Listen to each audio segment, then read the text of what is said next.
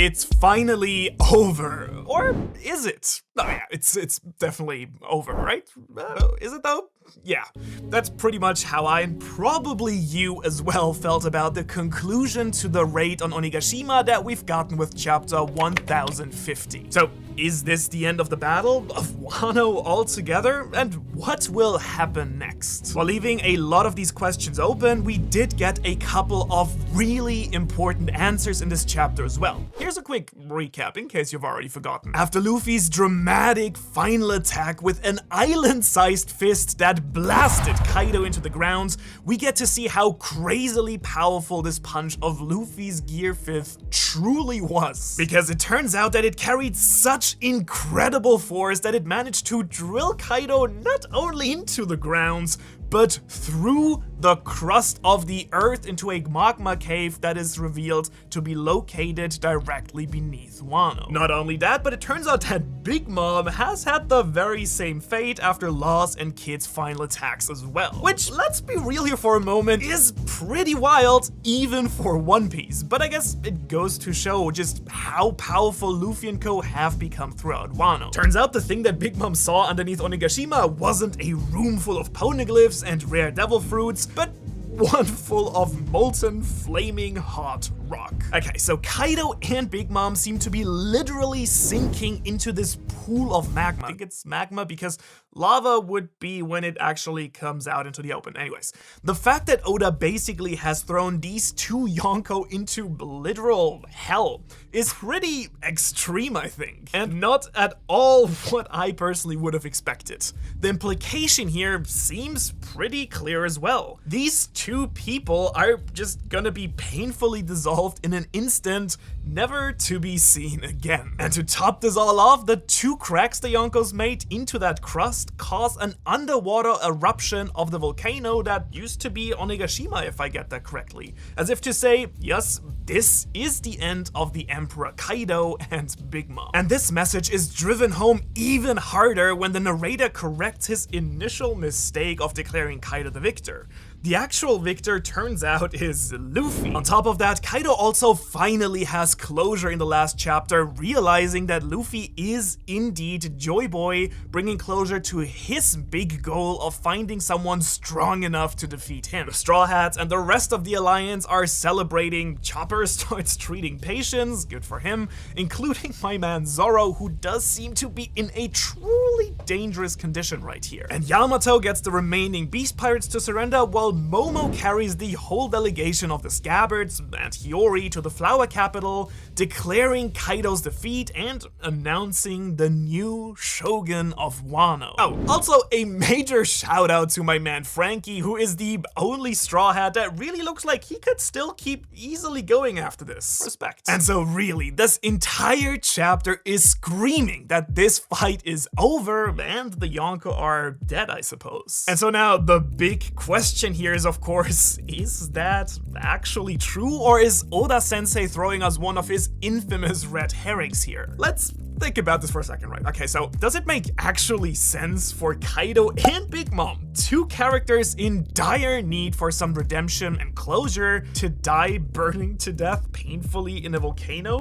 Kaido, who wants nothing more than see Joy Boy and die an honorable death, and Big Mom, who has no idea yet that she has been terrorizing her own people in her feeding frenzies. I do find that kind of hard to believe. I also want to say I find it a bit suspicious that it wasn't Mount Fuji, the main volcano of the island, that erupted, but Onigashima at like a weird angle. And the narrator, who wasn't super reliable throughout the raid either, hasn't declared either of them dead. Also, Kaido has a literal file form, as we now know, so there's that as well. What I'm getting at here is, of course, that I strongly believe that we will see both Kaido and Big Mom emerge from this magma pit, possibly through Mount Fuji. Well, maybe strongly believe is a bit too much. I just really hope to see this. However, and I think that's really important to stress, not because I think that Kaido will activate his super ultra awakening and attack Luffy once again. I really think that the fight between the Alliance and the Yonko is over. Luffy has been recognized by Kaido as Joy Boy and strong enough, and most importantly, it doesn't really look like Luffy will be able to do any fighting whatsoever for quite some some time after this. And so what I much rather would see or expect to see is a cathartic ending for Kaido's arc. I'm pretty sure I have mentioned that before in my character analysis on Kaido, but I really feel like the best ending for him would be defending an incapacitated Luffy against some external force like the Marines or Blackbeard. But honestly,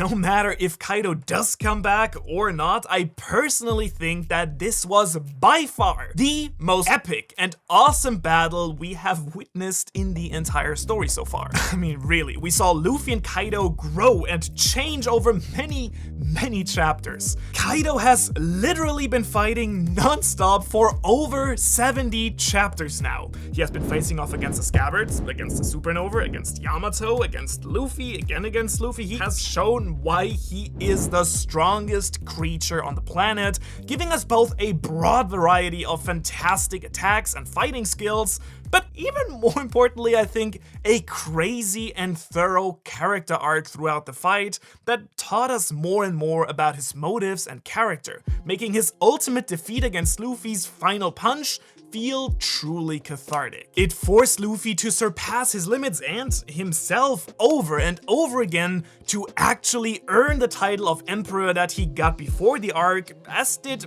every other Straw Hat along the way, I think. And yes, I know that battles and characters are a very subjective matter when it comes to liking it or not liking it, but to me personally, Kaido is my favorite villain in the story at the moment, and I just really hope he sticks around a little bit longer. I do want to see a bit more of him. Really, so far, this has been by far the longest arc and battle in the history of One Piece, and especially when reading it back to back without all the weekly discussions and expectations that we all have been building up, I find it to be One Piece at its best. And I think this point is driven home really well by Tama and Tengoyama, who are heavily featured in this chapter as well. We are being reminded of Yasu and his sacrifice, all the events to even the way for the raid to happen in the first place, and all the people who were putting their hopes and dreams into Luffy to free Wano. This chapter also set up a lot of things for the future, I think. Let me start with Zoro and Luffy. Both of them are completely out after pushing themselves to the absolute limits. And while I think that Luffy will have to be awake for the final big banquet that surely will have to happen at the end of Wano, I'm not sure if Zoro will be waking up anytime soon the way it looks like right now. As I've speculated in my Elbaf preview video, I think there is a really good chance that the two strongest Straw Hats might be out for the first part of the next arc, giving room for the rest of the crew to shine and grow more and catch up a little bit. I'm actually really curious to find out how taxing Gear 5 will actually be for Luffy and how hard or easy it will be for him to go back into that form. If I had to bet money on it, I suspect it might not be the case that Luffy can now just use this form whenever, but has to properly master it first. And of course, I also really can't wait for an update to the Straw Hats bounties that surely has to happen soon as well. That news bird with the new bounty posters is always a major highlight of every single arc for me. In fact, I do have a bounty myself, sort of. 58 million berries for the 580,000 awesome people of you that are subscribed to this channel. I'm very far from reaching Luffy's level or any of the Straw Hats really, but I am determined to at least come for Treble's head, who has 99 million. So please help me with that by subscribing. Yamato is another big factor in this chapter for me. In case you've been around that long, you know that I've wanted Yamato to become a Straw Hat ever since their introduction. Honestly, I would be seriously hurt if it didn't happen after all of the hints that we've been getting so far. And in this chapter in particular, the Beast Pirates even acknowledge her as part of the alliance. Yamato is the one who actually catches Luffy and who continued his fight with Kaido until he got back on his feet. And so I really expect that we will get an answer to that question as well very, very soon. Then there is of course also the cliffhanger with Denjiro, who proclaims the next